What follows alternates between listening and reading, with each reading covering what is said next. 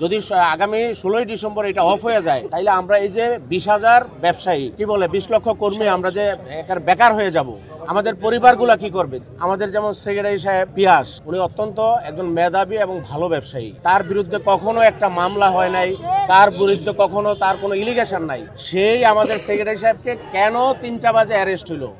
আমাদের সাধারণ সম্পাদক, একজন নির্দোষ সাধারণ সম্পাদককে রিলিজ করা না পর্যন্ত, মুক্তি দেওয়া না পর্যন্ত আমরা ঘরে ফিরবো না।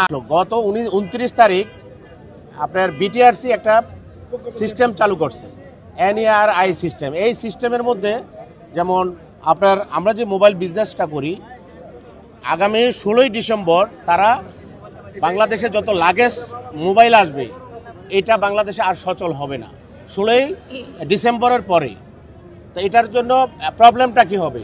প্রবলেম হবে একটা সিন্ডিকেটের যারা ব্যবসা, 8টা 9টা কোম্পানি, তারা মনোপলি ব্যবসা করবে। এবং ধরেন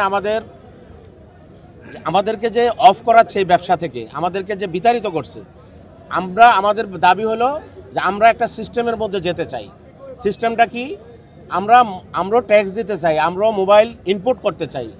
যেমন বিগত বিএনপি সরকারের সময় সাইফুর রহমান একটা সিস্টেম চালু করছিল যে মোবাইল বাংলাদেশে যখন ইনপুট হবে 320 টাকা আপনার একটা ট্যাক্স দিয়ে আমরা মোবাইলটা রিলিজ করতে পারতাম। সেই সিস্টেম এখন আপনার বাতিল হয়েছে। এখন আমরা যে এই যে লাগেজ বলেন, ব্যাগেজ প্রোডাক্ট বিক্রি করব, যদি আগামী 16ই ডিসেম্বর এটা অফ হয়ে যায় তাইলে আমরা এই যে 20,000 ব্যবসায়ী, 20 লক্ষ আপনাদের কি বলে 20 লক্ষ কর্মী আমরা যে বেকার হয়ে যাব, আমাদের পরিবারগুলা কি করবে? যেমন ধরেন আমরা ব্যাংক লোন নিয়েছি, ব্যাংক লোনের আমাদের ইনস্টলমেন্ট তো ব্যাংক আমাদের মাফ করবে না। আপনাদের এই যে দোকানে যারা টেকনিশিয়ান আছে, এই যে আপনার যারা এই যে কোম্পানিগুলো, তাদের নিজস্ব সার্ভিস সেন্টার আছে, তাহলে টেকনিশিয়ানদের তো কোনো কাজ নেই মার্কেটে। আমরা যারা মোবাইল ব্যবসায়ী, আমাদের তো কোনো কাজ নাই। যারা অ্যাক্সেসরিজ বিক্রি করবে তাদের তো কোনো কাজ নাই। এই সমস্ত প্রায় 20 লক্ষ লোককে এই সিস্টেমের কারণে বেকার হয়ে যাচ্ছে, যেটা আমরা কতক্ষণ আগে প্রেস কনফারেন্স করছি।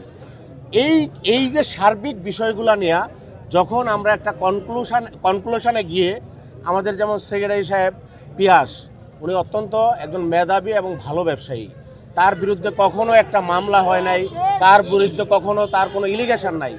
সেই আমাদের সেক্রেটারি সাহেবকে কেন 3টা বাজে অ্যারেস্ট হইল? আমরা উপলব্ধি করছি যে আজকে যে প্রেস কনফারেন্স আমরা যে জনগণকে জানাবো, আমরা যে সরকারকে অবহিত করব, এই অবহিত করতে গিয়ে যে ওই সিন্ডিকেটের একটা প্রবলেম হইতে পারে, ওনাদের ব্যবসার ব্যাঘাত ঘটবে, তারা যে উচ্চ মুনাফা লাভ করবে, এইটার অন্তরায় মনে কইরাই আমরা মনে করতেছি যে এই কারণেই আমাদের পিয়াসকে গ্রেফতার করছে। এবং এই সাংবাদিক সাহেবকে গ্রেফতার করার পরে তিনি যখন রিলিজ হয়েছে, তার একটা ফেসবুকে তিনি একটা স্ট্যাটাস দিছে।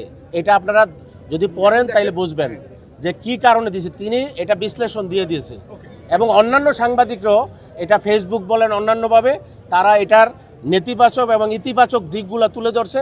আপনারা ইনশাল্লাহ এটা অবগত হবেন। তবে আমাদের স্পষ্ট বার্তা, আমাদের সাধারণ সম্পাদক, একজন নির্দোষ সাধারণ সম্পাদককে, একজন ব্যবসায়ীকে রিলিজ করা না পর্যন্ত, মুক্তি দেওয়া না পর্যন্ত আমরা ঘরে ফিরবো না।